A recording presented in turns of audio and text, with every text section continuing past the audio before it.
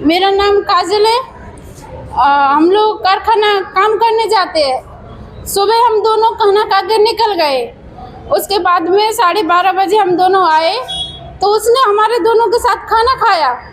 खाना खाने के बाद थोड़ा गई नीचे लड़की को लेके, मेरी बच्ची है, और दोनों आ गए ऊपर।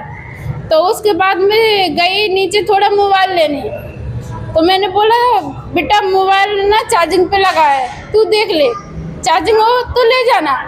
तो मैंने बोला चार्जिंग नहीं है तो 6 बजे हम लोग दे जाएंगे तुमको। 6 बजे 5:30 बजे हमारी चाय आती है कारखाना। तो मैं उसको, लड़की को अपनी और उसको देखने गई ऊपर। मैंने दोनों को देखाऊंगी चाय लेके। तो जब ऊपर गई तब तो कुछ नहीं हुआ, उसको तो लटकी पड़ी थी बस। हम लोगों से उसका कोई बात भी नहीं हुआ। आई थी खाली नीचे और वापस में चली गई। उसने कुछ भी नहीं बोला हमसे भी। अभी 2 महीना 3 महीने से लेके आए थे उसको तक। एमपी के हम लोग।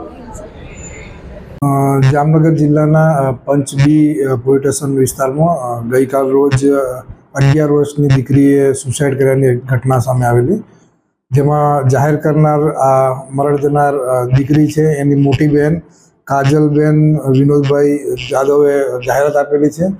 અને હકીકત જોતા એવી છે કે આ દીકરીએ મોબાઈલ જોવા માટે માંગતા મોટી બહેને મોબાઈલ આપવાની ના પાડી, એટલે એને લાગી આવતા આ પગલું ભરેલાનું જણાઈ આવેલ છે. એટલે આજના સમયની અંદર સમાજ માટે આ એક ચેતવંતો કિસ્સો કહેવાય કે જેની અંદર બાળકો એક નાની નાની બાબતોની અંદર પણ આવી મોટા પગલાં ભરી લે છે. એટલે તાજેતરના આ કિસ્સાને ધ્યાનમાં રાખીને વાલીઓએ ખાસ ધ્યાન રાખવા જેવી બાબત છે.